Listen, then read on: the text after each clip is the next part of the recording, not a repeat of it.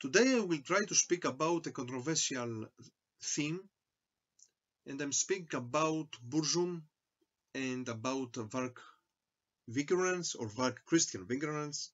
How he was also known by the name Count Krishna in the early days of BUR-ZUM. So, in the first place, I have to say some things, because here I'm not speaking only as a metalhead.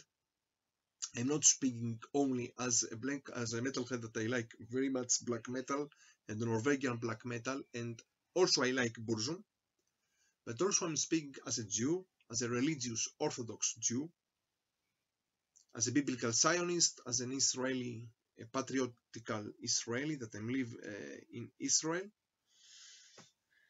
And I have to say some important things in the whole subject, because let's be real. Varg Vigilance is an anti-Semite, is an anti-Jew, he's a neo-Nazi. Okay? Now, so for this reason, first of all, I don't like the person at all as a person.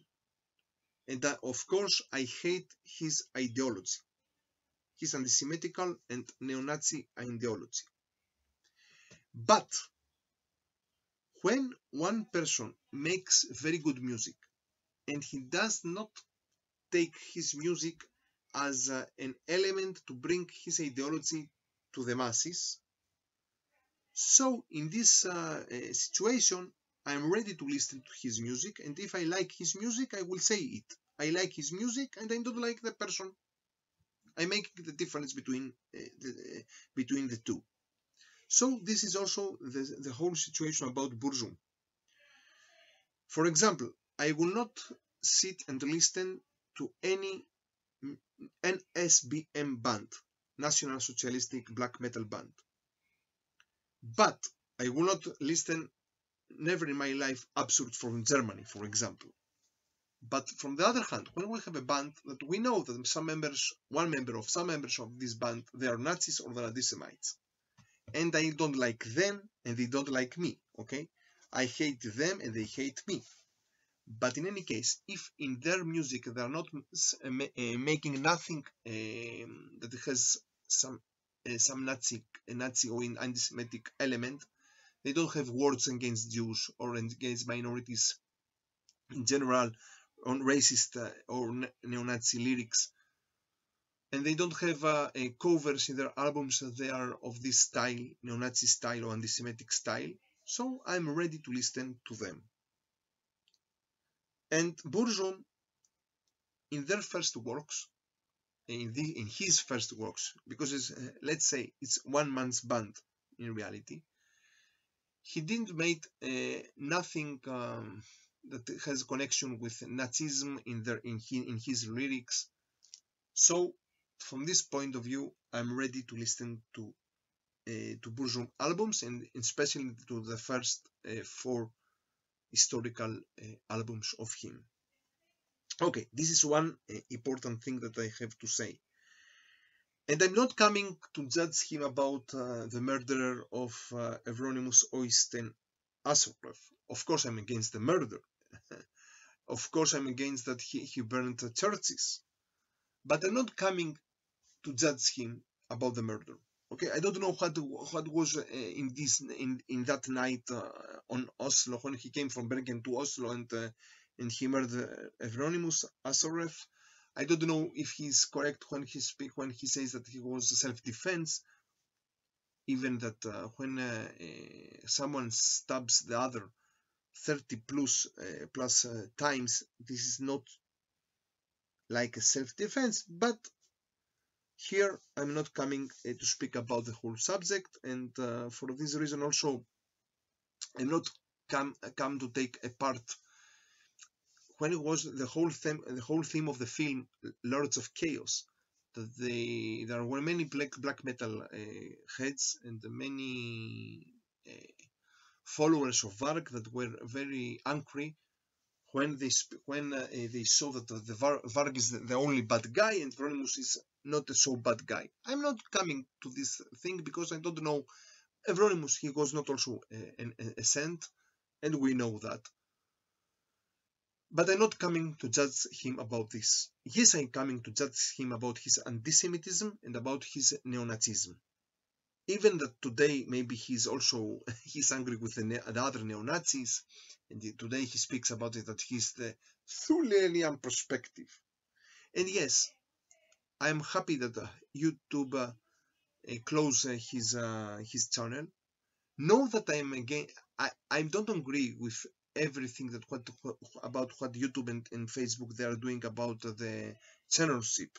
I'm not at all, because many times YouTube and Facebook, from the other hand, they are coming and they are close everything that is not exactly liberal. Okay, and also I'm against the whole thing of Adifa, that they are coming and they're making they are making a generalization about everything, and they are saying, you listen BUR-ZUM, so you are a Nazi. No, this is not only true. They are saying you listen black metal, you are a Nazi. No, this is not also true, and this is also a fascist way to think and to live and to practice. But about Varg, let's be real. He was, and let's be clear, he is very clever, and also he's very cool. And with his cleverness and with his coolness, he tried to make, by his Thulian perspective in YouTube, to make a anti-Semitic and Nazi propaganda about his ideas to youngsters that they came to him only because of his music, because they liked black metal, and they liked BUR-ZUM. And also, this another thing that we have to be careful about the whole thing. Even today, today most of the black metalers, they made of Varg something like a hero. But let's remember, in these days was not so exactly. For example, here we have an album of Thalamia, a Sweden band from Sweden, a Swedish band from Sweden. They play something between avant-garde and black metal. Also, the singer here is Legion from Marduk. And in this album, they wrote this: a big fuck off to Count Krishna. Count Krishna, we will get you. So you can see that the whole thing in these days was not so in favor of Varg. Okay. After all this, and also have to say that he's a very problematic personality. He sent bombs, for example, to the famous Israeli band Salem, to Israel, because they are Israelis and they are Jews. He sent also, if I'm not sure, say to me if I'm correct, bombs or things against Impal Nazarin, because they were from Finland, and for him, Finns, they're not true Scandinavians to make black metal. He was against Therion from Sweden. Okay, now some things about his music, because here I will try to make a small or a partial worst to best to his first works, his 4 studio albums and the EP, the first EP. But I have also to say that afterwards, after Philosophy, I didn't continue to listen to BUR-ZUM, because he became even more dark ambient. And for this reason, even until now, I'm not connecting with the other 9 albums afterwards. Something also special in his last album of this year, Thulelian Mysteries. Yeah. In the 22 and 8 minute, again 22.08 a minute, you can listen a theme that is very close to the Israeli hymn of Israel, the Atikva, the hope. Something also like a big mystery. Okay, now let's speak about let's find out about his albums.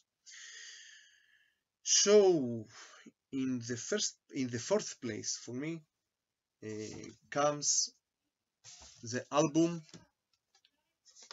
BUR-ZUM, his first album. He came out in '92 by Deathlike Silence Productions of Euronymous of Mayhem, and afterwards a little bit he became also the bassist of Mayhem. And if we're speaking about the story of BUR-ZUM, he started the band, the project in 1991, but before that, in 1988, he was in a band by the name Kalashnikov, not the Portuguese punk thrash crossover band. Afterwards, he was in another band, Uruk-hai, from Tolkien themes. And in the period of 1991, he was in another death metal band by name Old Funeral with members of Immortal together. And afterwards, he made a small project by the name Satanel with Abbath Tum Occulta, Abbath from Immortal. And afterwards, he made the band in 1991, BUR-ZUM. BUR-ZUM in Tolkien language is darkness. Okay, and together afterwards I will put his first EP that came out in 1992, Aske. Aske is Assis in Norwegian, and he played together with someone from Emperor. And if we're speaking about his connection with Mayhem, with Emperor, with Immortal, we have also to speak about his connection with Darkthrone. So in the third classical album, Transylvanian Hunger of Darkthrone, he wrote most of the lyrics, or half of the lyrics in this album. And also was in this year, in this period, was a controversial about Darkthrone, a controversial thing that they didn't wrote true Norwegian black metal. In the original, they wrote Norsk-arisk black metal, Norwegian Aryan black metal. And I think that also was an influence by Varg. Afterwards, in the fifth album, Panzerfaust, also here, one of the songs, I think the lyrics was written by Varg. But in any case, Darkthrone, they said that they are not Nazis, they are not anti-Semites, because also they made a statement against Jews in the years of Transylvanian Hunger, that they said that if someone does like the music of Transylvanian Hunger, it's because of his Jewish behavior. Afterwards, they said that they didn't want to say something against Jews in reality, and in the Panzerfaust also they wrote Darkthrone is certainly not a Nazi band nor a political band. And I salute Darkthrone and Fenris for this. Okay, now in the third place for me comes their second album of 1993, BUR-ZUM Varg. For me, also this is also the first BUR-ZUM album that I listened.